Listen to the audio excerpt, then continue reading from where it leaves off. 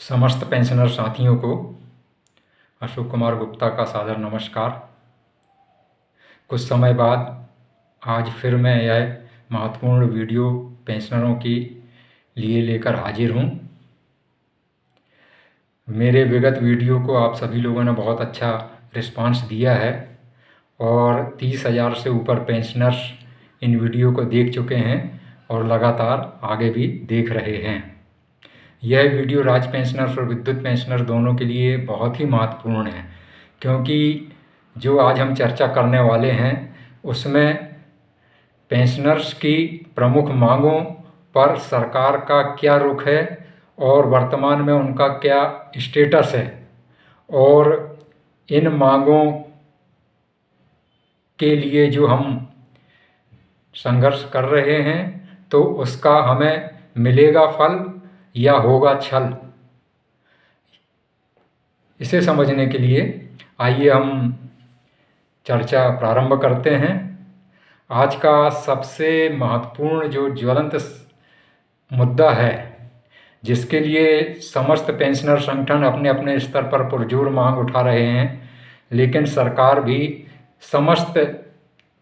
वास्तविकता को जानते हुए भी अपनी हठधर्मी पर कायम है। वह मुद्दा है पेंशनरों को महंगाई राहत स्वीकृत करने का। पहले तो महंगाई राहत कर्मचारियों को महंगाई भत्ता स्वीकृत करने के हफ्ते 2 हफ्ते 1 महीने के अंदर स्वीकृत कर दिया जाता था, इसलिए हमें समझ में नहीं आता था कि ये धारा 49 और अनुसूची 6 क्या है। इस पर हम ज़्यादा विस्तार से चर्चा नहीं करेंगे। इस पर अलग से मेरा एक वीडियो है जो आप देख सकते हैं। मुख्य रूप से धारा 49 और अनुसूची 6 का सार यह है कि यह सिर्फ पेंशन के समायोजन के लिए लागू है। इसे महंगाई भत्ता पर प्रभावी करना अनुचित है और सहमति का भी इसमें कहीं प्रावधान नहीं है। लेकिन सरकार मध्य प्रदेश की हो या छत्तीसगढ़ की है, दोनों आपसी नूरा कुश्ती कर सहमति का खेल खेल रहे हैं और पेंशनरों को निरंतर धोखे में रख रहे हैं। अभी मुख्यमंत्री जी ने फिर 3% महंगाई राहत की घोषणा मध्य प्रदेश के कर्मचारियों को कर दी है और उनको 34% महंगाई भत्ता मिलेगा, लेकिन अभी भी हम 17% पर अटके हुए हैं। तो इसमें आइए सरकार का रुख क्या है यह हम आपको बतलाते हैं। मध्य प्रदेश सरकार ने विधानसभा के अंदर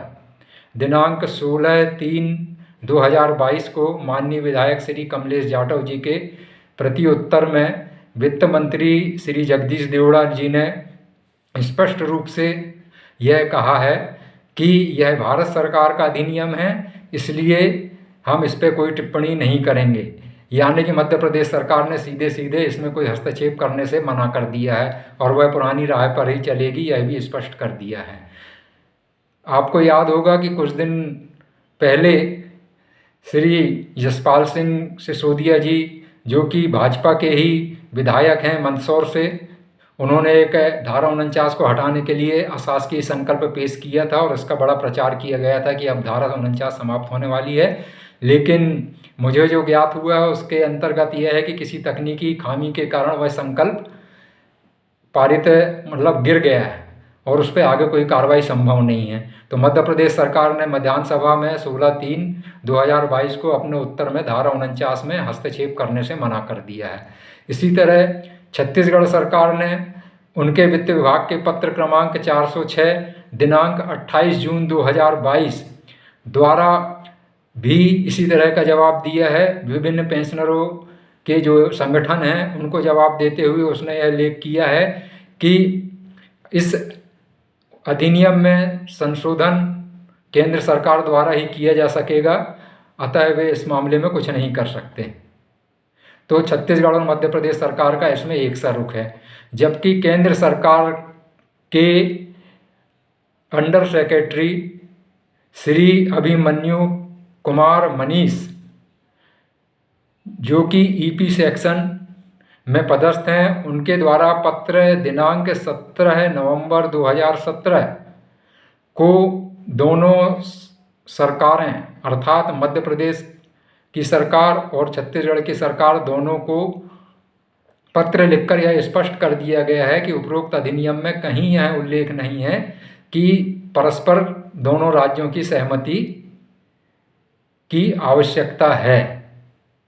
और इस पर आगे कार्रवाई करने हेतु दोनों सरकारों के प्रमुख सचिव को, मुख्य सचिवों को निर्देश दिए गए हैं। लेकिन दोनों सरकारें इस पत्र की भी निरंतर अवहेलना कर रही हैं। चूँकि संगठनों की निरंतर मांगों के बाद भी पूर्व स्थिति बनी हुई है और कोई सुधार नहीं हो रहा है, जबकि अभी छत्तीसगढ़ सरकार ने जो 5% की सहमति दी है उसमें भी पत्र क्रमांक 467 दिनांक 17 जुलाई 2022 में उनने स्पष्ट उल्लेख किया है कि धारा 49 अनुसार पूर्व मध्य प्रदेश के पेंशनरों, इस शब्दों पर ध्यान दीजिए, पूर्व मध्य प्रदेश के पेंशनरों, परिवार पेंशनरों को महंगाई राहत स्वीकृति हेतु छत्तीसगढ़ शासन सहमत है। इस पत्र से यह और स्पष्ट हो जाता है कि धारा 49 अगर बाय द वे लागू भी है तो यह अविभाजित मध्य प्रदेश, यानी जब छत्तीसगढ़ और मध्य प्रदेश का विभाजन हुआ उसके पूर्व मध्य प्रदेश अविभाजन के समय जो पेंशनर्स थे उनके लिए मात्र हेतु धारा 49 लागू है और उसी को महंगाई राहत देने हेतु छत्तीसगढ़ सरकार सहमति देते आ रही है। लेकिन मध्य प्रदेश सरकार 2000 वर्ष के बाद सेवानिवृत्त हुए पेंशनरों पर भी उस धारा को लागू करके उन्हें महंगाई राहत का भुगतान नहीं कर रही है, जो कि बहुत ही ज्यादतीपूर्ण है। इन सब से प्रताड़ित और परेशान होकर राज्य पेंशनर एसोसिएशन ने माननीय हाई कोर्ट जबलपुर में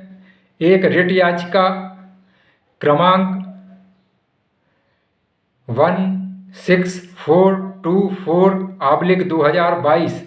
दायर की है, जिसमें न्यायालय ने आदेश दिनांक 24/7/2022 को तमाम पक्षकारों को नोटिस सर्व करने का आदेश पारित किया है। अब यह प्रकरण चलेगा और अब कोर्ट ही निर्धारित करेगा कि धारा 49 का उपयोग कितना सही है या कितना अनुचित है। बस आवश्यकता इस बात की है कि इस केस को पूरी तरह बहुत ही सावधानी से लड़ना होगा, क्योंकि यदि सही तरीके से यदि कोर्ट के सामने आपने कोई प्रमाण या तथ्य प्रस्तुत नहीं कर सके तो सरकार के पक्ष में यदि फैसला आ जाता है तो यह हम सब लोगों के लिए बहुत घातक होगा। अब आइए एक दूसरे मुद्दे पर चर्चा करें। पेंशनरों की दूसरी समस्या है कैशलेस हेल्थ इंश्योरेंस। यानी कि आपने देखा होगा कि पेंशनर्स अपनी सेवानिवृत्ति के बाद गंभीर बीमारियों से पीड़ित हो जाते हैं, उनकी जमा पूंजी अधिकांश अपने बीमारियों पर खर्च करने पर ही खर्च हो जाती है। इनके लिए कोई ऐसी हेल्थ योजना नहीं है जिसमें उनकी गंभीर बीमारियों का इलाज हो सके, जबकि आयुष्मान योजना लागू करके 5 लाख रुपए तक की आय वाले अन्य नागरिकों के लिए हेल्थ योजना लागू है। तो यह मांग भी बहुत दिनों से की जा रही थी। अवर सचिव जो श्री गुलशन बामरा जी थे, उन्होंने वर्ष 2020 में मुख्यमंत्री के निर्देश पर एक पत्र सभी विभागों को लिखा था कि वे कर्मचारियों और पेंशनरों के लिए कैशलेस हेल्थ बीमा योजना के संबंध में प्रस्ताव तैयार करके प्रस्तुत करें, ताकि उनके आधार पर मध्य प्रदेश शासन कर्मचारियों पेंशनरों के लिए कैशलेस हेल्थ इंश्योरेंस योजना लागू कर सके। 2 वर्ष होने को आए हैं, किंतु अभी भी मध्य प्रदेश सरकार ने इस योजना को लागू नहीं किया है और विद्युत पेंशनर्स के लिए और कर्मचारियों के लिए भी यह योजना लागू नहीं हुई है। हालांकि विद्युत विभाग में कर्मचारियों के संगठनों को बुलाकर इस पर चर्चा की गई है, लेकिन पेंशनरों के किसी भी संगठन को बुलाकर इस पर कोई चर्चा नहीं की गई है। अभी दिनांक 28 जुलाई 2022 को Madhya Pradesh power transmission company limited के CMD महोदय श्री पोरवाल जी और CGM HRA श्री राजीव कुमार गुप्ता जी के साथ में मध्य प्रदेश विद्युत मंडल पेंशनर एसोसिएशन की एक उच्च स्तरीय मीटिंग हुई, जिसमें मैं भी उपस्थित था। और पेंशनर एसोसिएशन के श्री PS यादव जी, LP अग्रवाल जी, सुरेश कुमार जायसवाल जी, ID पटले जी, RS परिहार जी एवं और भी अन्य साथी उपस्थित थे। तो इस चर्चा में यह बतलाया गया है कि विद्युत कंपनियों की तरफ से कर्मचारियों एवं पेंशनरों को कैशलेस हेल्थ इंश्योरेंस देने का प्रस्ताव बनाकर ऊर्जा मंत्रालय को प्रेषित कर दिया गया है। अब इस पर जो भी कार्रवाई की जाएगी वह मध्य प्रदेश शासन द्वारा किया जाना है। यानी कि अब राज्य पेंशनर हों या विद्युत पेंशनर्स हों, सबके लिए जो भी योजना को स्वीकृति दी जानी है वो मध्य प्रदेश शासन के स्तर पर दी जानी है। तो इसकी हमको प्रतीक्षा करनी होगी। इसके बाद एक चीज़ और डिमांड बहुत दिनों से की जा रही है सभी पेंशनरों के लिए, वह है चिकित्सा सहायता राशि प्रति माह पेंशन के साथ में भुगतान ₹1000 की दर से किया जावे। इस संबंध में स्थिति यह है कि केंद्र सरकार CGHS यानी सेंट्रल गवर्नमेंट हेल्थ स्कीम के नाम से एक योजना चलाती है, जिसमें उनके बहुत से हॉस्पिटल में केंद्र सरकार के पेंशनरों का मुफ्त इलाज किया जाता है और दवाइयाँ भी दी जाती हैं। साथ ही उन्हें वर्तमान में ₹1000 प्रति माह उनके पेंशन के साथ में जुड़कर चिकित्सा सहायता राशि दी जाती है। आज मध्य प्रदेश के पेंशनरों और विद्युत पेंशनरों की स्थिति यह है कि उन्हें ना तो पर्याप्त चिकित्सा सुविधा उपलब्ध है और ना ही दवाइयाँ उपलब्ध हैं। इसलिए यह मांग की जा रही है कि ₹1000 चिकित्सा सहायता राशि पेंशनरों को प्रदान की जाए। संसदीय समिति जो कि केंद्र सरकार को अपनी रिकमेंडेशन भेजती है, उसने वर्तमान ₹1000 की चिकित्सा राशि को बढ़ाकर ₹3000 प्रति माह करने की अनुशंसा की है, किंतु केंद्र सरकार ने भी अभी इस पर कोई आदेश जारी नहीं किए हैं और मध्य प्रदेश सरकार तो चिकित्सा सहायता राशि 1000 भी देने को फिलहाल अभी तैयार नहीं है। तो अब इसके लिए हमको निरंतर मांग करते रहना पड़ेगा। इसके बाद अब आ जाते हैं, अगला मुद्दा जो है वह है 32 महीने और 27 महीने का एरियर्स। यह ना तो राज्य सरकार के पेंशनरों को मिला है ना विद्युत कंपनियों के पेंशनर्स को मिला है। और इसके कारण जो उस दौरान के यानी 6वें वेतनमान से प्रभावित, 7वें वेतनमान से प्रभावित ऐसे पेंशनर को बहुत लाखों रुपए में एरियर्स का नुकसान हुआ है। इस संबंध में मध्य प्रदेश सरकार ने विधानसभा में जो उत्तर दिया है वह काफ़ी ही खेदजनक है। विधानसभा में दिनांक 16/3/22 को श्री कमलेश जाटव जी जो विधायक हैं, उनके द्वारा उठाए गए प्रश्न के उत्तर में श्री जगदीश देवड़ा जी वित्त मंत्री मध्य प्रदेश शासन ने जो उत्तर दिया है वह आपके सामने मैं पढ़कर सुना रहा हूँ, जिससे आपको यह एहसास हो जाएगा कि मध्य प्रदेश सरकार किस तरह से पेंशनरों का शोषण कर रही है। जो उत्तर दिया गया है वह यह है कि वित्त विभाग के परिपत्र क्रमांक 9-2/2009/R/4 दिनांक 3 अगस्त 2009 के अनुसार 6वें वेतनमान का लाभ 1 अगस्त 2008 से दिए है। इसी तरह 7वें वेतनमान का जो लाभ है वह वित्त विभाग के परिपत्र क्रमांक 9-2/2018/R-4 दिनांक 11 जून 2018 के अनुसार अप्रैल 2018 से दिए है। इसलिए एरियर्स की स्थिति निर्मित नहीं होती। जबकि राज्य पेंशनर्स एवं अन्य पक्षकारों द्वारा हाई कोर्ट जबलपुर में एक रिट याचिका 27 माह का एरियर्स के संबंध में दायर की गई थी, जिसका याचिका क्रमांक WP18811/2013 है, जिसमें न्यायालय के आदेश दिनांक 18 दिसंबर 2019 द्वारा यह आदेशित किया गया है कि सरकार पेंशनर्स को दिनांक 1/1/2006 से ही एरियर्स का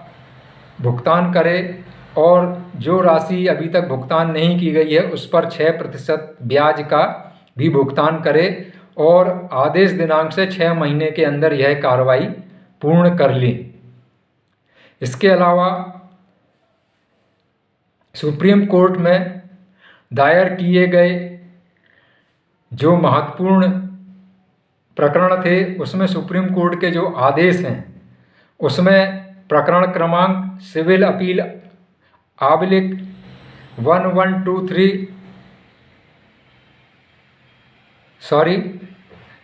सिविल अपील क्रमांक 1123/2015 में जो निर्णय आदेश है 1 जुलाई 2015। इसी तरह एक जो संविधान पीठ 7 जजों की बनी हुई थी उन्होंने एक फैसला दिनांक 17 दिसंबर 1982 को एक लैंडमार्क प्रकरण DS नकारा विरुद्ध यूनियन ऑफ इंडिया एवं अन्य में जो फैसले दिए हैं उनके अनुसार पेंशनरों का अधिकार है, उनकी संपत्ति है और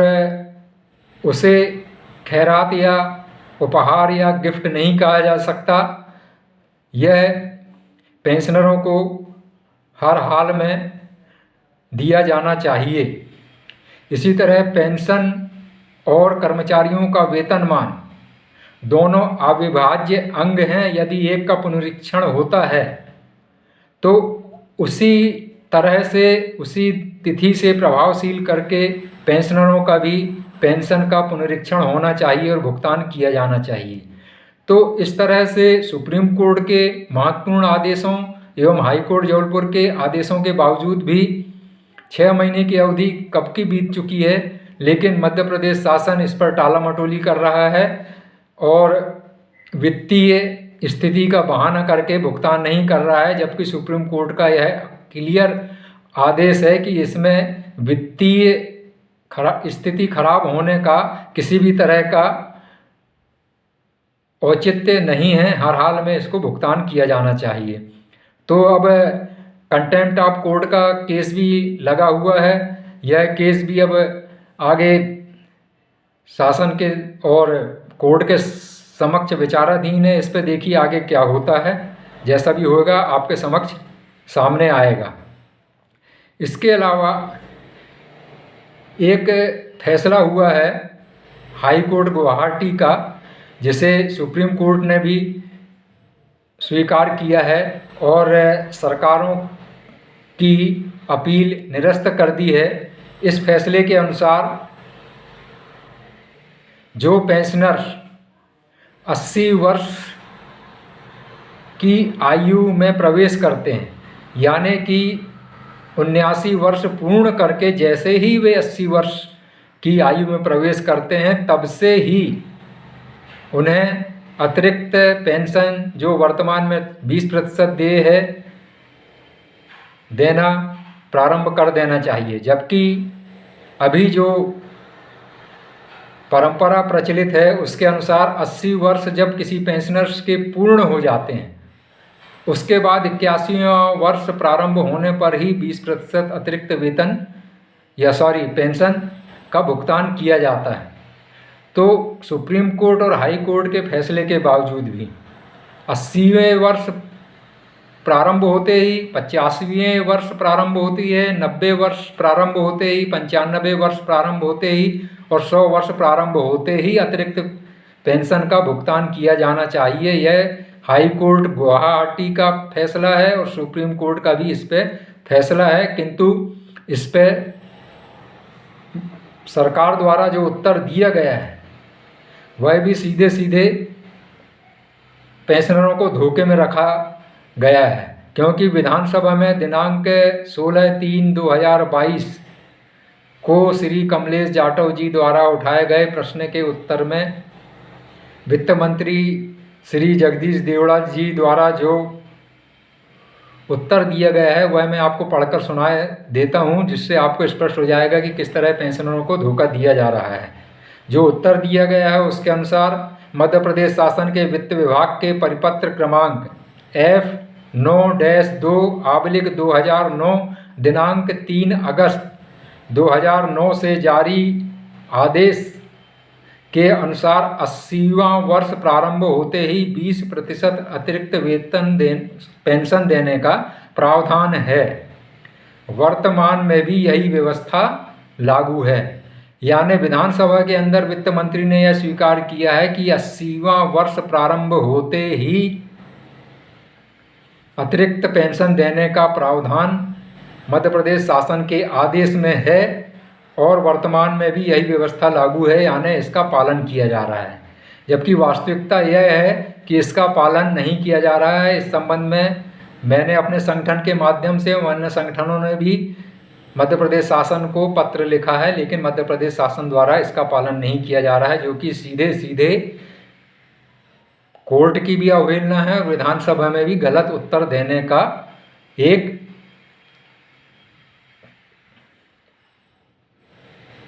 गलत परंपरा है। अब इस पर आगे क्या होगा यह देखना होगा। अब एक और मुद्दा है जिसमें कि पेंशनर के संगठनों द्वारा मांग की जा रही है कि 65 वर्ष किसी पेंशनर का होता है तो उसे 5%, 70 वर्ष होता है तो 10%, 75 वर्ष होता है तो 15% अतिरिक्त पेंशन का भुगतान किया जाए। इस संबंध में वास्तविकता यह है कि संसद की जो संसदीय समिति है, जिन्हें पेंशन और पेंशनर की कल्याण योजनाओं से संबंधित अनुशंसा करने का दायित्व संसद द्वारा सौंपा जाता है और उनकी अनुशंसाओं पर केंद्र सरकार द्वारा गंभीरता से विचार किया जाता है। तो इस संसदीय समिति ने यह अनुशंसा की है। अभी यह सिर्फ अनुशंसा मात्र है, केंद्र सरकार द्वारा इस पर अभी कोई स्वीकृति नहीं दी गई है और इस कारण मध्य प्रदेश शासन द्वारा भी अभी स्वीकृति देने का कोई प्रश्न ही उठता नहीं है, क्योंकि केंद्र सरकार जो स्वीकृत करती है, कोर्ट द्वारा जो आदेश होते हैं, वही मध्य प्रदेश सरकार जब नहीं मान रही है तो इस तरह की अनुशंसा को वह क्यों मानेगी। तो इस पर भी आगे देखना होगा हमें कि क्या होता है। इसके बाद एक और मुद्दा है जो कि है 30 जून या 31 दिसंबर को जो पेंशनर सेवानिवृत्त हो रहे हैं, चूँकि वह पूरा 1 वर्ष सेवा का पूर्ण करने के बाद सेवानिवृत्त होते हैं, अतः उन्हें एक इंक्रीमेंट देकर उनका पेंशन निर्धारण किया जाना चाहिए। इसमें भी स्थिति यह है कि मद्रास हाई कोर्ट का निर्णय है और अनेकों ने, मैं कम से कम 25-30 ऐसे निर्णय जानता हूं जो Madhya Pradesh high court, Chhattisgarh high court,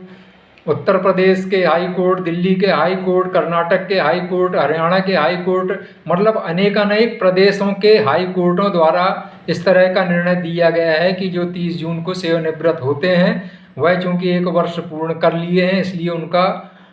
pension निर्धारण एक नोशनल इंक्रीमेंट देकर निर्धारित किया जाए। सुप्रीम कोर्ट में भी केंद्र सरकार एवं संबंधित सरकार अपील पर गई थी, अपील रिजेक्ट हो गई। रिव्यू पिटीशन उन्होंने डाला था, रिव्यू पिटीशन भी सुप्रीम कोर्ट द्वारा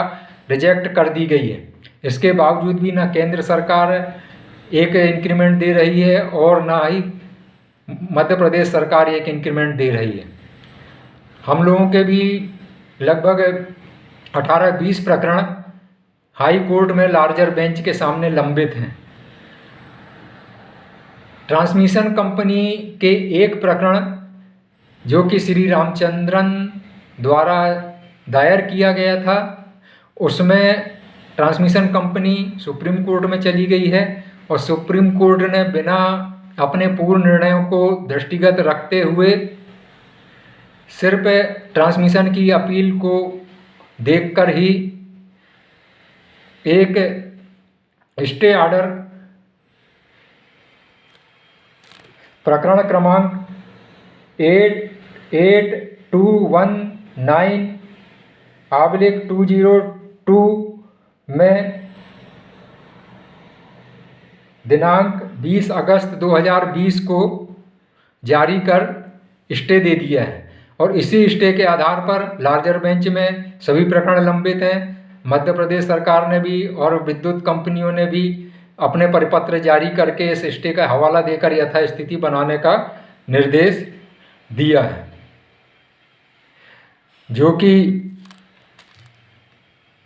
मध्य प्रदेश वित्त विभाग के पत्र क्रमांक E12-1/2922 नियम 4 दिनांक 19 अप्रैल 22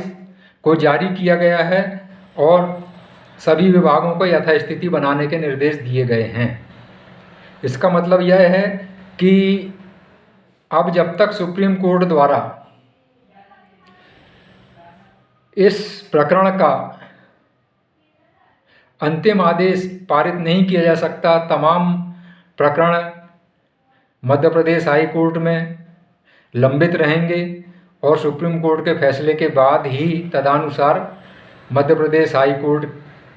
की लार्जर बेंच भी लंबित प्रकरणों का निपटारा करेगी। तो यह मामला भी अब कोर्ट के विचाराधीन है और जब कभी भी इसका निर्णय होगा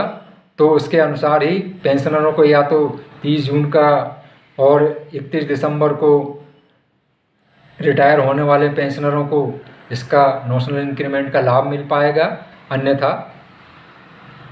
स्थिति यह है कि शायद लाभ ना भी मिले। यह कोर्ट के डिसीजन पर ही निर्भर रहेगा। अब आते हैं, यह तो हो गई अपनी जो राज्य पेंशनर्स और विद्युत पेंशनर्स की कॉमन मांगें थीं और उनकी वर्तमान स्थिति क्या है, उस पर सरकार का क्या रुख है और हमें मिलेगा फल या होगा छल, इस पर चर्चा हुई है। अब आगे हम विद्युत पेंशनर की उन समस्याओं पर चर्चा करेंगे जिन पर राज्य पेंशनरों का कोई सीधा संबंध नहीं है, लेकिन यह विद्युत पेंशनरों के लिए बहुत महत्वपूर्ण है। इसमें सबसे पहली जो मांग रही है वह है कि 6वें वेतनमान में जो वेतन विसंगति थी, उस वेतन विसंगति को दूर करने के लिए राज्य शासन के वित्त विभाग के पत्र क्रमांक 08-01-15 नियम 4 दिनांक 7 जून 2018 जारी कर अनुभाग अधिकारी संवर्ग की ग्रेड पे, जो कि मध्य प्रदेश शासन के कर्मचारियों की 4200 थी, उसे बढ़ाकर 4800 रुपये कर दी गई है तथा दिनांक 1/1/2016 को वेतन एवं पेंशन का उपरोक्त अनुसार पुनर्निर्धारण कर दिनांक 30/6/2018 तक काल्पनिक बिना एरियर्स का लाभ तथा दिनांक 1 जून 2018 से नगद संशोधित भुगतान करने के निर्देश जारी किए गए हैं। विद्युत कंपनियों को चूंकि राज्य शासन के सादृश्य वेतनमान दिनांक 1/1/2006 से प्रदान किया गया है और उसी के आधार पर उनके समस्त वेतन मानों का पुनरीक्षण हुआ है, अन्य भुगतान भी राज्य शासन के अनुसार ही किए जा रहे हैं। अतः मेरे साथ ही अनेक संगठनों द्वारा मध्य प्रदेश विद्युत मंडल पेंशनर एसोसिएशन द्वारा भी यह मांग पुरजोर रूप से बहुत गंभीरतापूर्वक उठाई जाती रही है और अभी जो दिनांक 28 जुलाई 2022 को पावर मैनेजमेंट कंपनी के सीएमडी महोदय एवं CHRA श्री राजीव कुमार गुप्ता जी के साथ में जो मीटिंग संपन्न हुई है उसमें भी यह मुद्दा पुरजोर उठाया गया था और उनके द्वारा यह बताया गया है कि इस प्रकरण का अध्ययन करके अपनी अनुशंसा सहित समस्त प्रस्ताव मध्य प्रदेश शासन के ऊर्जा मंत्रालय को आगामी कार्यवाही हेतु पहुंचा दिया गया है। यानी कि इसका अर्थ यह हुआ कि विद्युत कंपनियों द्वारा इसका भली भांति से अध्ययन करके अपनी अनुशंसा सहित अनुभाग अधिकारी संवर्ग की ग्रेड पे संशोधित कर विसंगति दूर करने संबंधित अपने अभिमत सहित प्रस्ताव ऊर्जा मंत्रालय को प्रेषित है और अब इस पर ऊर्जा मंत्रालय और मध्य प्रदेश शासन के वित्त मंत्रालय द्वारा कार्रवाई किया जाना है। और अब इस पर मेरे सहित अन्य श्रमिक संगठनों एवं मध्य प्रदेश विद्युत मंडल पेंशनर एसोसिएशन के माध्यम से इसे हल कराने का पुरजोर प्रयास किया जाएगा और यह हम आशा रखते हैं कि अति शीघ्र हमें अनुभाग अधिकारी संवर्ग की संशोधित ग्रेड पे का लाभ प्राप्त होगा। इसके बाद एक अन्य मांग बहुत दिनों से विद्युत पेंशनरों द्वारा उनके लिए की जा रही है, वह है कि कर्मचारियों की भांति ही उन्हें भी मुफ्त फ्री इलेक्ट्रिसिटी की रियायत दी जाए, जो कि बंद कर दी गई है। पहले 25% की छूट विद्युत पेंशनरों को प्रदान की जाती थी, लेकिन विद्युत कंपनियों के बनने के बाद यह छूट बंद कर दी गई है। इस संबंध में पेंशनर एसोसिएशन कोर्ट में गया था, जिस पर माननीय कोर्ट द्वारा यह निर्णय दिया गया है कि विद्युत रियायत जो है वह सेवा शर्तों के अंतर्गत नहीं आती, अतः राज्य पेंशनर्स का प्रकरण खारिज किया जाता है। किंतु इसी आदेश में कोर्ट ने यह भी समस्त कंपनियों और मध्य प्रदेश शासन से पूछा है कि कर्मचारियों को जो विद्युत रियायत दी जा रही है वह क्यों दी जा रही है। इस संबंध में मैंने जो अध्ययन किया है उस पे जो पॉइंट निकल के आते हैं वह इस तरह से हैं कि जो मध्य प्रदेश विद्युत मंडल के जो कर्मचारी और पेंशनरों को विद्युत कंपनियों में ट्रांसफ़र करने की जो फर्स्ट ट्रांसफ़र स्कीम का जो गजट नोटिफिकेशन है, जो कि दिनांक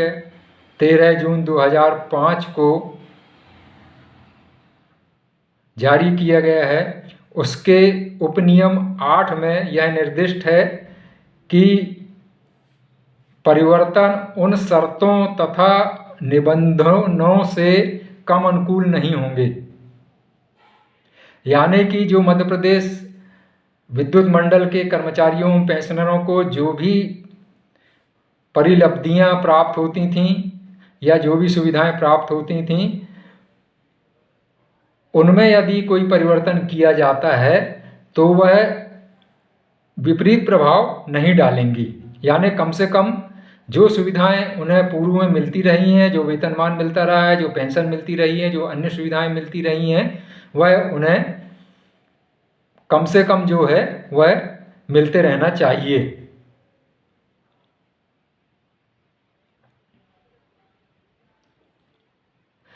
इसमें यह भी कहा गया है कि यदि कोई परिवर्तन किया भी जाता है तो वह परिवर्तन उसी सीमा तक होगा कि यदि यह अंतरण नहीं हुआ होता तो वेतनमान, वेतन, भत्ते, अन्य धन संबंधी प्राप्त सुविधाएं, इस पर थोड़ा सा देखिए कि यह क्लियर कट उसमें लिखा हुआ है कि अन्य धन संबंधी प्रसुविधाएं और टर्मिनल प्रसुविधाएं आदि भी शामिल हैं। यानी कि सिर्फ पेंशन और महंगाई राहत के अलावा जो भी धन संबंधी, यानी हमको अगर विद्युत की छूट मिल रही थी तो उसमें भी हमको जो धन की जो एक रियायत मिल रही थी वह भी इसमें शामिल मानी जाएगी। और टर्मिनल सुविधाओं में भी वह, चूँकि पहले से मध्य प्रदेश विद्युत मंडल में जब हमको रियायत प्राप्त हो रही थी, जब से वह शामिल है, इसलिए इसे यह कहकर खारिज नहीं किया जा सकता कि चूँकि यह सेवा शर्त में शामिल नहीं है इसलिए इसे प्रदान करना विद्युत कंपनियों के लिए अनिवार्य नहीं है। जबकि गजट नोटिफिकेशन दिनांक 13/6/2005 के अनुसार यह बहुत ही स्पष्ट है कि यह सुविधा भी पेंशनरों को मिलना चाहिए। इसी तरह इसके उपनियम 11(2) में लिखा है कि सेवांत प्रसुविधाएं यानी टर्मिनल बेनिफिट से आशय पेंशन, ग्रेजुइटी, महंगाई भत्ता एवं अन्य लागू राहत, चिकित्सा फायदे और लागू अन्य फायदे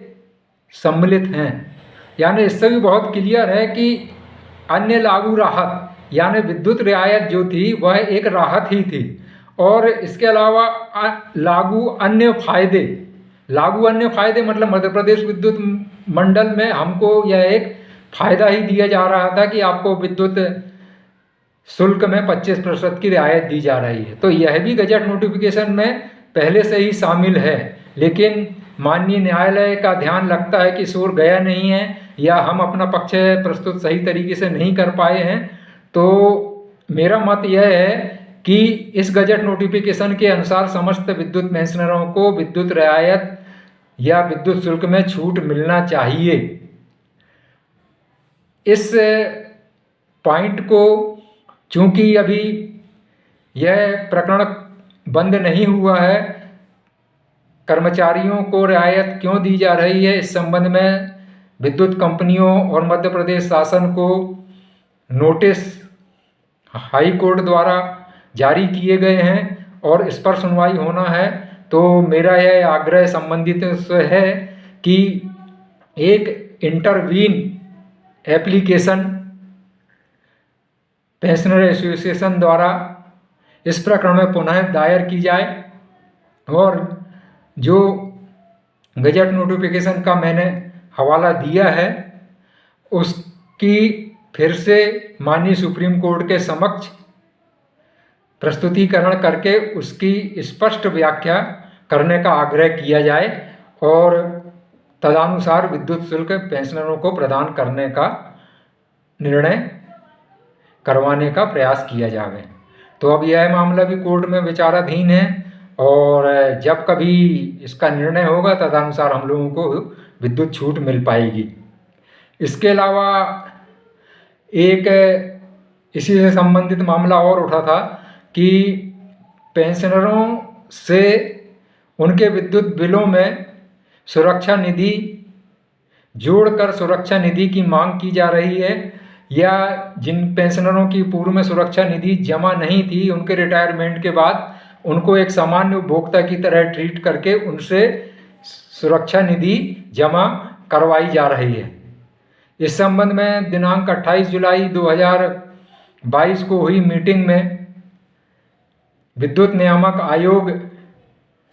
का जो टैरिफ निर्धारण है उसमें यह स्पष्ट लिखा है कि पेंशनरों से सुरक्षा निधि नहीं ली जावे वह, और मध्य क्षेत्र में चूंकि सुरक्षा निधि जमा करवाई जा रही है उसका एडजस्टमेंट नहीं दिया जा रहा है। अन्य कंपनियों में भी यही प्रक्रिया अपनाई गई है। सिर्फ पूर्व क्षेत्र में कई जगह सुरक्षा निधि एडजस्ट की गई है और जमा नहीं करवाई जा रही है, ऐसा विदित हुआ है। और पूर्व क्षेत्र द्वारा ही एक परिपत्र भी जारी किया गया है जिसकी प्रतियां सभी कंपनियों को प्रेषित की गई है, जिसमें विद्युत नियामक आयोग के टैरिफ की कंडिका का उदाहरण देते हुए यह अनुरोध किया गया है कि इसका पालन किया जाए। तो इसी टैरिफ को और पूर्व क्षेत्र कंपनी के पत्र को मीटिंग में प्रस्तुत करके आग्रह किया गया है कि सुरक्षा निधि जमा नहीं करवाई जावे एवं जो सुरक्षा निधि जमा है उसका समायोजन आगामी बिलों में दिया जावे, ऐसा परिपत्र या ऐसा निर्देश सभी कंपनियों को जारी किया जावे। इस पर कंपनी के सीजीएम द्वारा यह आश्वासन दिया गया है कि शीघ्र ही इस संबंध में उचित निर्देश सभी विद्युत कंपनियों को जारी किए जाएंगे। इसके बाद एक प्रकरण पर उक्त मीटिंग में जो चर्चा हुई वह था कि सेवानिवृत्त होने वाले बहुत से पेंशनरों को उनके जीटीआईएस का भुगतान नहीं हो रहा है और जीटीआईएस का भुगतान संबंध में जो पेंशनरों द्वारा पत्राचार किया गया है उसमें बीमा कंपनी द्वारा यह लिखकर दिया गया है कि चूंकि विद्युत कंपनियों के द्वारा जो जीटीआईएस की पॉलिसी ली गई थी वह कालातीत हो चुकी है, अतः भुगतान नहीं किया जा सकता। रिन्यूअल की कार्रवाई चल रही है, जैसे ही पॉलिसी रिन्यू होगी तो उसके बाद ही लंबित भुगतान जारी किए जाएंगे। इस संबंध में अभी चर्चा हुई थी और इस बिंदु पर विद्युत कंपनी, पावर मैनेजमेंट कंपनी के सीजीएम द्वारा उचित कार्रवाई का आश्वासन दिया गया था। उसी दौरान ही ट्रांसमिशन कंपनी के आदेश क्रमांक AS/MPPTCL/3/2300 दिनांक 27 जुलाई 2022 को एक आदेश जारी कर दिनांक 20 जुलाई 2021 से 30 जून 2022 तक जो प्रीमियम पिछला था उसको रिवाइज करके बढ़ा दिया गया है और इस बढ़ी दर का डिफरेंस जो है वो संबंधित पेंशनरों से रिकवर करके उनका फाइनल सेटलमेंट किया जाएगा और नए कर्मचारियों को भी तदनुसार उनके वेतन से बढ़े हुए प्रीमियम का डिफरेंस काटकर आगे पॉलिसी कंटिन्यू की जाएगी। तो चूंकि अब यह मामला सेटल हो गया है और उम्मीद की जा रही है, जैसा कि आश्वासन मिला है कि 2-3 महीने के अंदर ही यह जो लंबित भुगतान है पेंशनरों का जीटीआईएस से संबंधित यह भुगतान किया जाना प्रारंभ कर दिया जाएगा। इस संबंध में मध्य प्रदेश विद्युत मंडल पेंशनर एसोसिएशन और मेरे द्वारा संयुक्त रूप से कार्रवाई की गई है और जिसका अच्छा परिणाम सामने आया है। इसी तरह एक और मामला था कि कम्यूटेशन स्वीकृत होने के बावजूद भी संबंधित पेंशनरों को सालों साल कम्यूटेशन राशि का भुगतान नहीं किया जा रहा है और कई जगह तो बिना भुगतान किए ही रिकवरी प्रारंभ कर दी गई है। इस संबंध में हम लोगों ने विस्तार से प्रकाश डाला कि कम्यूटेशन पेंशन जो होती है वह पेंशनरों के लिए बहुत महत्वपूर्ण है और पेंशनर उसे अपनी आर्थिक आवश्यकताओं की तत्काल पूर्ति हेतु ही पेंशन कम्यूट करते हैं और उन्हें अगर समय पर भुगतान नहीं होता है तो उनकी रिकवरी तो केंद्र सरकार द्वारा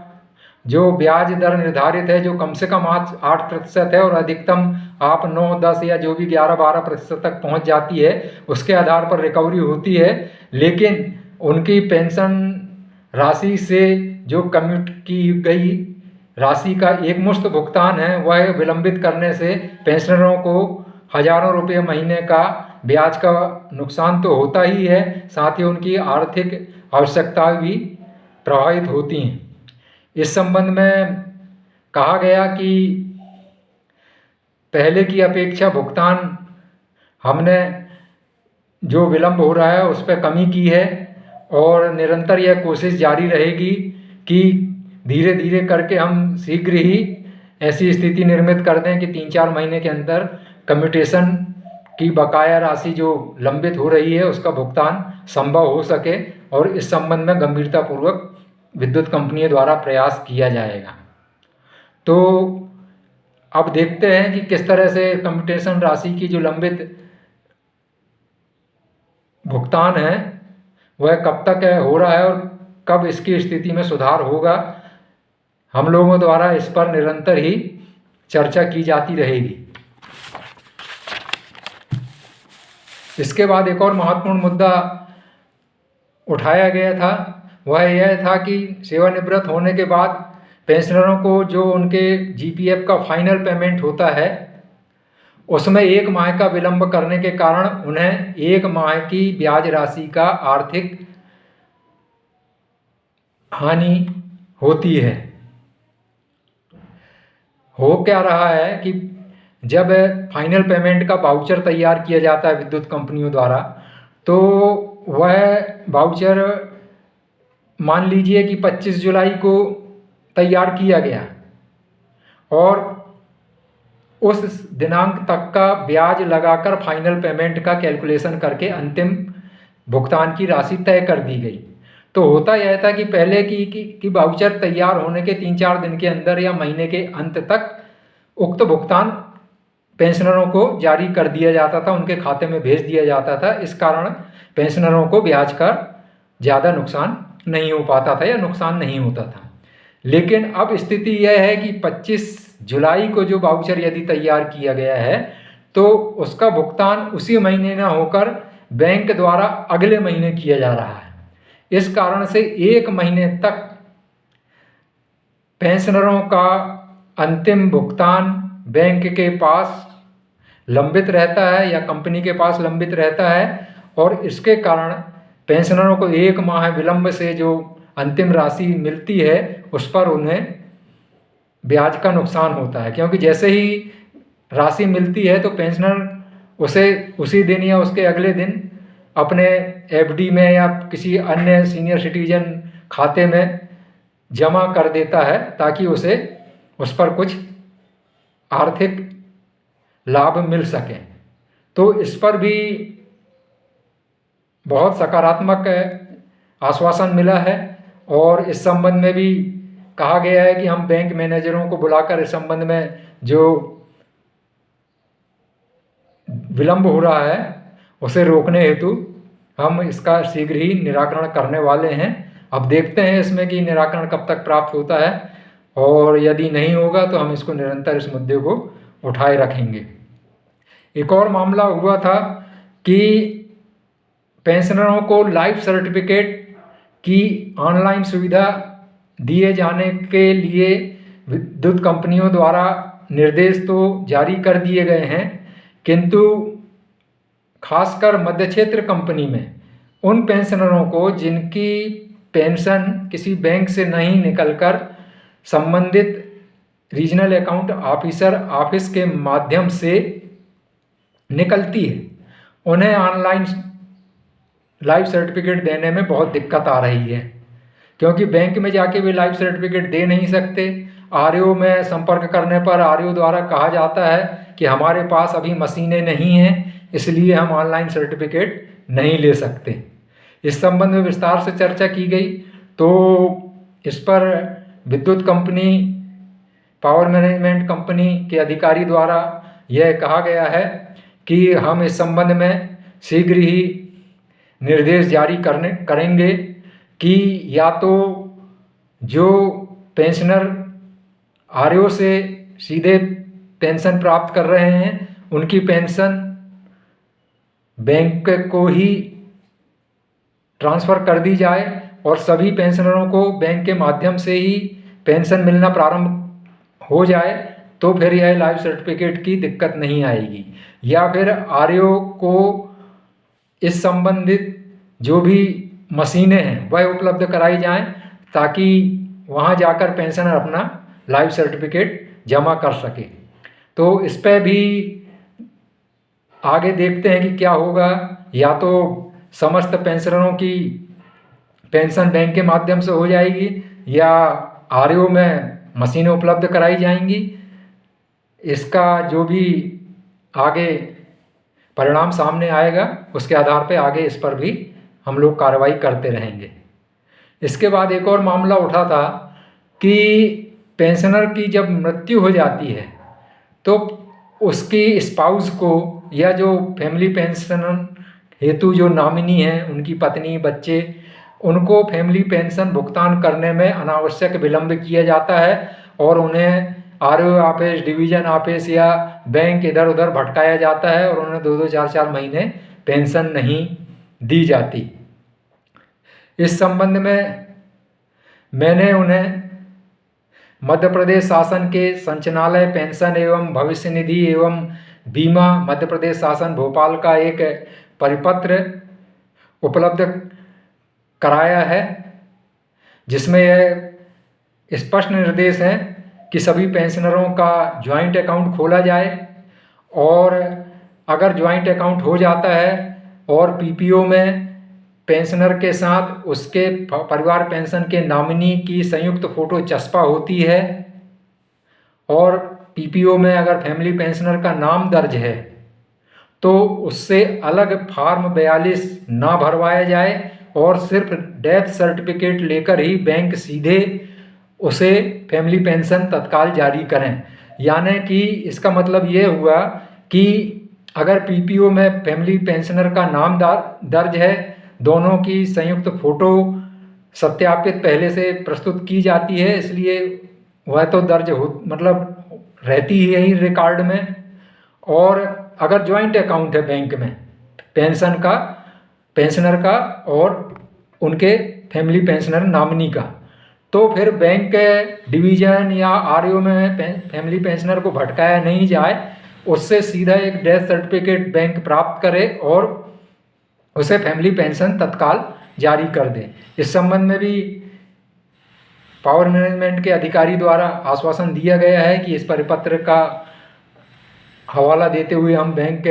के शीर्ष अधिकारियों से चर्चा कर इसका उचित हल निकालेंगे। इसके बाद एक और मामला अंतिम रूप से हमने जो उठाया था वह था कि मृत कर्मचारियों के आश्रितों को अनुकंपा नियुक्ति नहीं दी जा रही है। खासकर 2012 से पूर्व जो सामान्य मृत्यु के प्रकरण हैं उनके आश्रितों को अनुकंपा नियुक्ति नहीं दी जा रही है। इस पर कंपनी के अधिकारी द्वारा यह बताया गया कि जब मध्य प्रदेश विद्युत मंडल से विद्युत कंपनियों का सृजन हुआ तो बहुत से क्लास 3 और क्लास 4 के पद समाप्त कर दिए गए और वर्तमान में रिक्तियां अब क्लास 3 और क्लास 4 की बची नहीं हैं या बहुत कम मात्रा में बची हैं, जबकि आवेदन ऐसे आश्रितों के लगभग 1000 पेंडिंग हैं जो कि 2012 के बाद एक्सीडेंट, मृत्यु या अन्य कारणों से होने के कारण अनुकंपा नियुक्ति के पात्र हैं। तो हम इन्हीं पात्र आश्रितों को अनुकंपा नियुक्ति नहीं दे पा रहे हैं, तब 2012 से पूर्व समान मृत्यु वाले प्रकरणों पर हम किस तरह से अनुकंपा नियुक्ति दे सकते हैं। शासन भी अभी पद सृजन की अनुमति नहीं दे रहा है, इसलिए इस संबंध में उनके द्वारा असमर्थता व्यक्त की गई है। हमारे द्वारा यह अनुरोध किया गया है कि विद्युत कंपनियों की तरफ से समस्त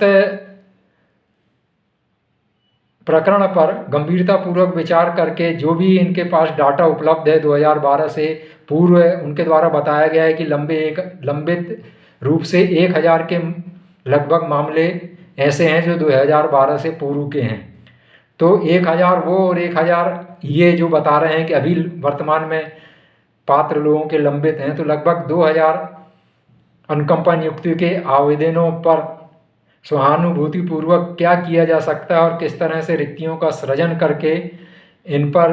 अनुकंपा नियुक्ति दी जाती है, इस पर एक प्रस्ताव बनाकर सरकार को भेजा जावे और उनसे इस पर अनुमति लेने का प्रयास किया जावे। यह हमारे द्वारा इस पर अनुरोध किया गया है। अब इस पर देखते हैं कि विद्युत कंपनियां इस पर क्या कार्रवाई करती हैं। तो इस तरह से जो प्रमुख मांगें विद्युत पेंशनरों की हैं या राज्य पेंशनरों की है, हम लोग निरंतर उठाते रहे हैं और इस संबंध में राज्य पेंशनरों के विभिन्न संगठन, मध्य प्रदेश विद्युत मंडल और विद्युत कंपनियों से संबंधित पेंशनरों के विभिन्न संगठन, अन्य कर्मचारी संगठन और मेरे द्वारा भी समय समय पर अपने एजेंडा में इन मांगों को शामिल किया गया है। और ख़ासकर जो पावर मैनेजमेंट कंपनी के शीर्ष अधिकारियों के साथ में मई में और फिर अभी जुलाई में जो मध्य प्रदेश विद्युत मंडल पेंशनर एसोसिएशन के साथ संयुक्त रूप से मेरी उपस्थिति में जो बैठकें हुई हैं, उनके बहुत ही जल्दी सकारात्मक परिणाम प्राप्त होंगे। साथ ही राज्य शासन से संबंधित और विद्युत पेंशनर से संबंधित अन्य मामलों पर भी हम आशा करते हैं कि इसका भी कोई ना कोई सकारात्मक हल निकलेगा। अब यह विशेष रूप से मध्य प्रदेश शासन और विद्युत कंपनियों के ऊपर है कि वह हमें कोई इन मामलों पर अच्छा फल देगी या कोई करेगी छल। तो नमस्कार, आज का जो वीडियो है यहीं तक है, क्योंकि पहले ही बहुत लंबा हो गया है, इसलिए अन्य किसी और तरह की मैं इस वीडियो में चर्चा नहीं करूंगा। मेरा आपसे अनुरोध है कि इस वीडियो को पूरा देखें, अन्य पेंशनरों को भी इसे फॉरवर्ड करें। और यूट्यूब पर मेरा एक चैनल है पेंशनर्स हित रक्षक। इस लिंक पर जाकर आप मेरे इस वीडियो के साथ साथ ही अन्य महत्वपूर्ण मुद्दों पर जो वीडियो डाले गए हैं उन्हें अवश्य देखें। मेरा उद्देश्य सिर्फ अधिक से अधिक पेंशनरों तक उनके अधिकारों, उनकी मांगों, उनकी समस्याओं और उन पर क्या हो रहा है, सरकार क्या कर रही, संगठन क्या कर रहे हैं, मामलों की एक अप टू डेट जानकारी देना है। आशा है आपको पसंद आएगी। क्योंकि मैं बिना किसी पूर्व रिहर्सल के सीधे वीडियो बनाता हूँ, इसलिए हो सकता है कहीं कहीं मेरे शब्द इधर से उधर हो रहे हैं, कहीं मैं अटक भी जाता हूँ, तो अपना ही साथी समझकर मुझे